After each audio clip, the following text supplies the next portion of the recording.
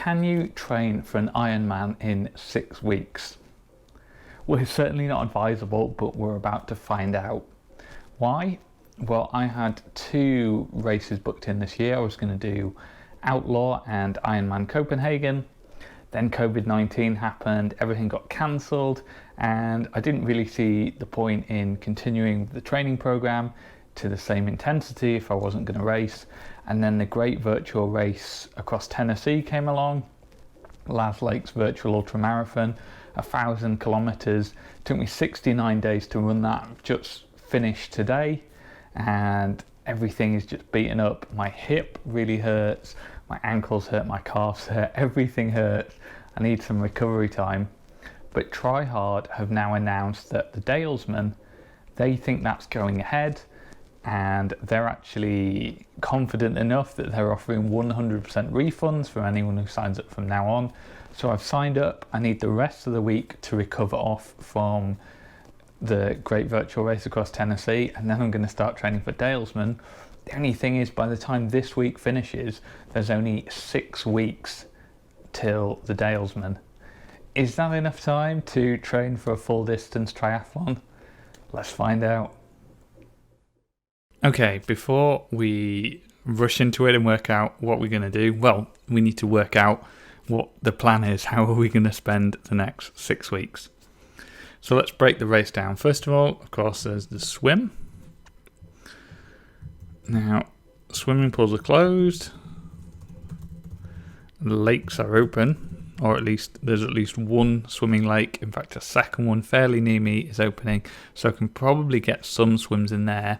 But here's the key point, that it's going to be a reduced length swim at the Dalesman, because they know no one's been swimming and everyone has lost their swim fitness, and so I don't have to worry about swimming 3.8 kilometers. Could be as short as 1 kilometer, 2 kilometers maybe, but if I don't get a chance to swim, that's okay. I can't really worry about that, because there's 6 weeks. It's not enough time to build up to that, so I'm not going to worry too much about the swim. I'll just paddle my way around if needed to. Then we've got the run. Well, as I spoke about in the intro, I've just finished GV Rat. So I've just run 1,000 kilometers, so I should be able to manage 42.2. Plus, I always find that the run time in Ironman is really generous compared to the swim and the bike cutoffs. Like, I can get well under, like hours and hours under the run cutoff in a way that I can't with the swim or the bike. I mean, it's just not that long a thing on the swim to be 2 hours under, whereas I run 2 hours under the thing quite easy. So just run all that way. So again, I'm not too worried about the run. I think I can pretty much rest up, having run 15 kilometers every day for the last 69 days. I can probably just rest up and still get my way through the marathon. So that leaves this, the bike, and this I think is the scary bit, because it's 180 kilometers. It's about 2,000 meters of climbing.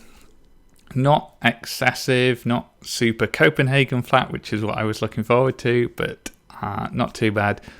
But I haven't really done any long bike rides. I did some of the Ironman VR events, but then I broke the rear mac on my bike. That took like 4 weeks to get fixed. So I haven't cycled over 40 kilometers since April, which is like 3 months ago now. So I think this is the real key area, is that if I can survive the bike, all of the running I've done will keep me in good stead, and I don't need to worry about the swim because that's going to be shortened. So some kind of bike training plan and long bike sessions are in order. And then there's a couple of other things I need to get sorted out. So I do need some equipment. I need some new tire levers. I need to work out what I'm going to do with my nutrition. I need to remember to get lots more Vaseline as well.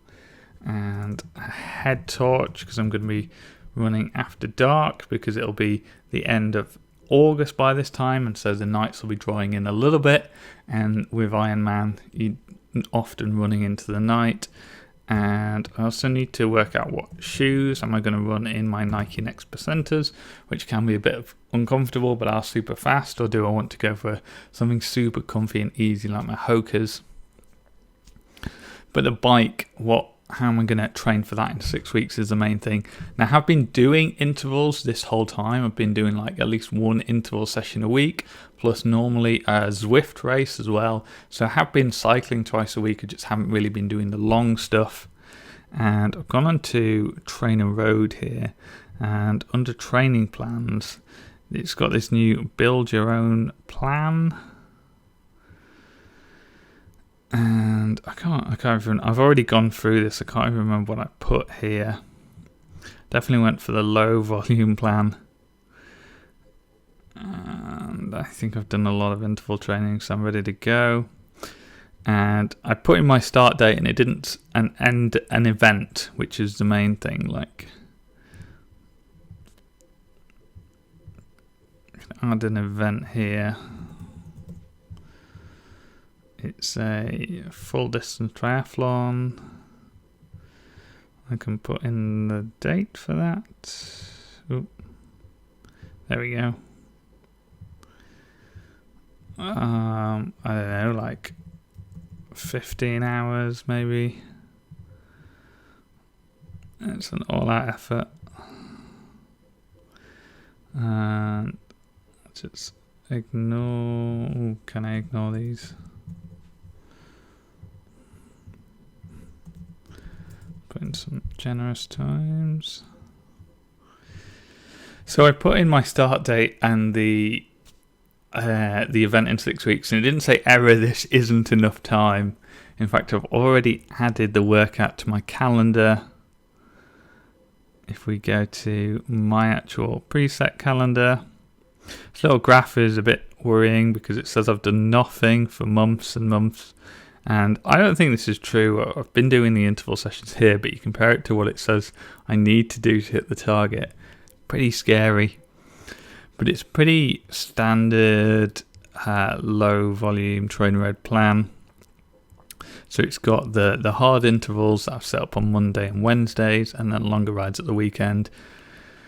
You might wonder why I chose a low interval plan, even though I've only got 6 weeks to train. Well, if I want to supplement stuff, I want to get in extra long rides, because I think that where it would be great to build the power, but I've kind of been maintaining my power anyway with the 1 hour intervals. What I'm worried about is sitting on a bike for 7 hours, especially if I want to hold the aero position. So I think if I add on extra sessions on top of these, they're just going to be long rides, trying to get used to being on the bike for a long time, eating, doing all of that stuff, rather than squeezing in more hard intervals. So that's the plan. Now let's go execute it, possibly with a montage.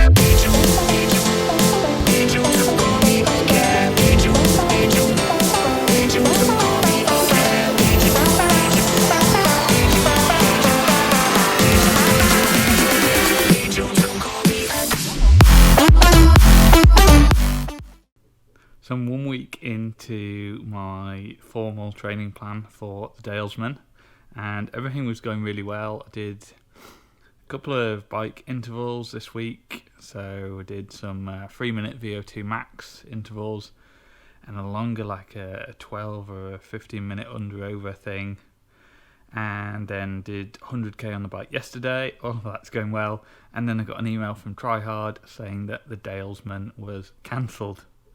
So just 2 weeks after they opened registration and I signed up, got an email saying that they haven't had enough people sign up.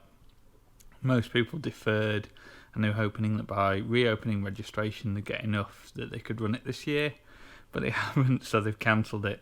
So that plan is down the drain, and it having happened, it realised how much I wanted to really be part of a big formal event and how much I was looking forward to that. So that's a bit rubbish, but all is not lost. Let's look on the bright side. I'm getting a full refund. But also, even before this all happened, is I was planning to do a self-supported Ironman called COVID Man, and I kind of lost track with that. Like, it was still on my radar to do, but I wasn't really planning for it. So the Dalesman having come and put some structure in, I can now formalise that as a target date for COVID Man and aim for that. So still going ahead, going to be different. Got other headaches to sort out now, like the swim venue. It was nice that a lot of that was taken care of me, but gonna crack on and hopefully still knock out this COVID Man this year.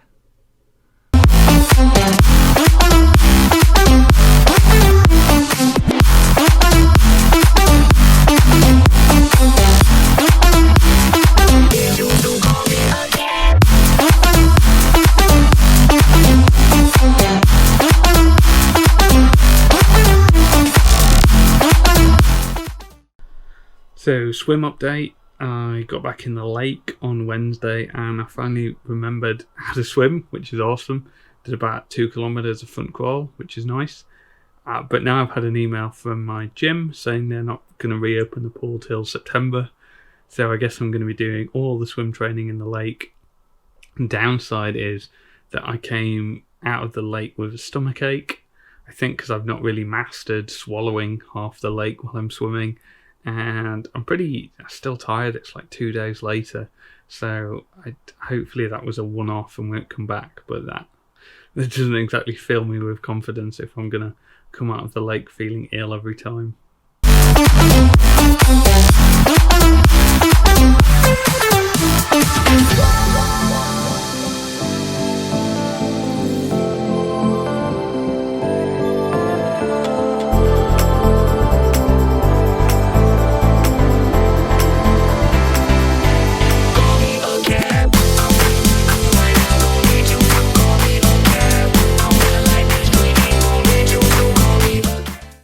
Exciting development. So if we come over to my insanely messy desk here, and this is turned up, but in multiple layers of packaging, it is the official 2020 Woolen Man Triathlon medal. It's made of nice slate, and I think it's lasered on because they call themselves the laser people. So super excited about this. Won't be wearing it obviously until and if I complete the Woolen Man Triathlon, which is what I'm calling it now. So yeah, excited. Got some more stuff on the way as well. Can't wait for that to arrive. Back to the training.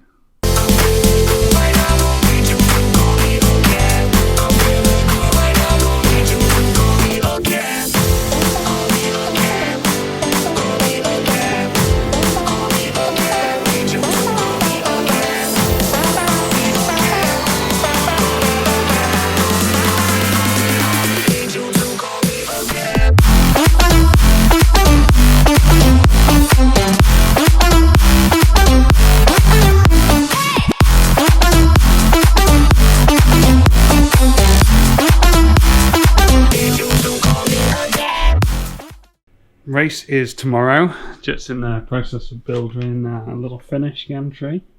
Really nice sign there. And that one of the nice things about doing it from home is that you don't have to cram all your stuff into little bags. You can have as many bags as you want.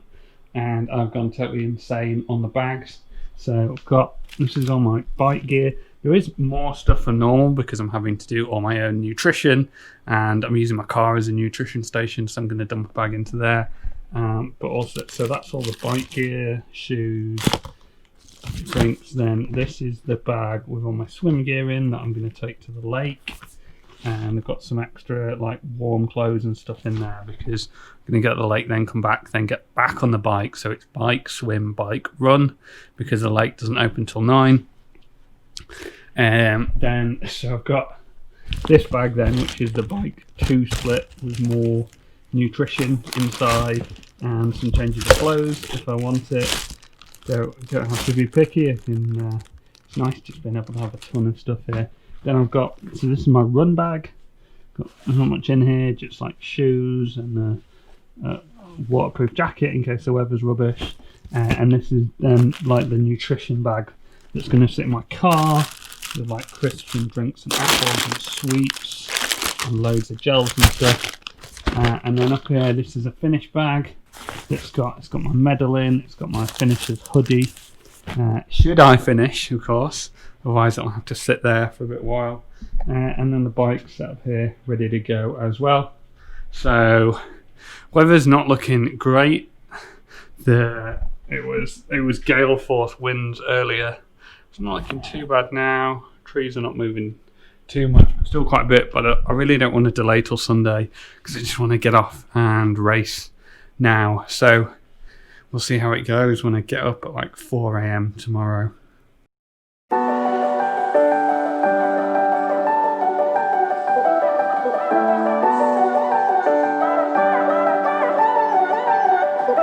I've been loving everything you are. Your eyes alone are the brightest stars. I could stand you all night, just drinking in your sunlight. Give me your love tonight. You put all the stars in my eyes. Can we love tonight? Done. It's just completely pissed it down for the past hour. I was empty. I had to walk the last 6 kilometres.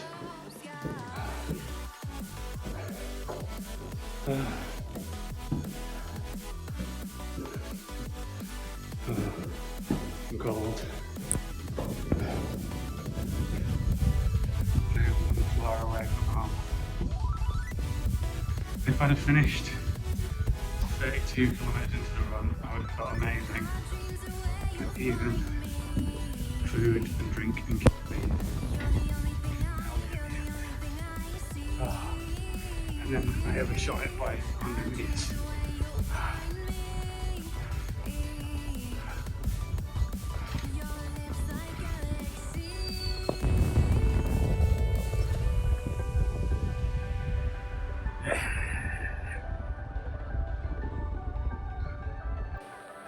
Christopher Warfick, you are a woolen man.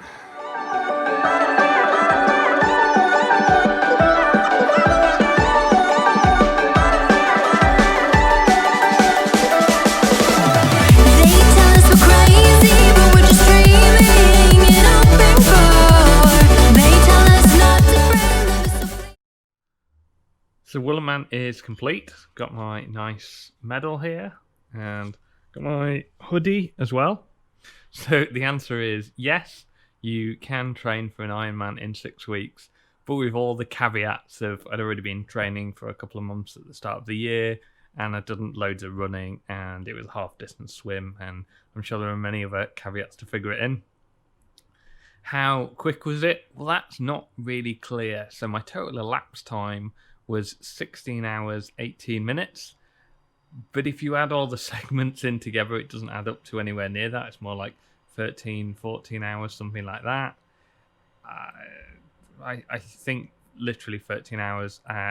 There was just a lot of like driving back and forward to the lake because I couldn't get my stuff down there on the bike. And so there was like a lot of messing about. I don't know how accounts for the full 3 hours, but there's a good 2 hours there lost just transporting stuff back and forward. But even on the elapsed time, I'm in the 17-hour cutoff, so who cares? It's done. It is complete. And so there you go. Again, I'm not recommending that anyone tries to train for an Ironman in 6 weeks, but if you're already most of the way there and you just need to finish it off, it turns out it can be done. Hopefully you've enjoyed this video. If so, please give it a thumbs up and subscribe for more triathlon videos.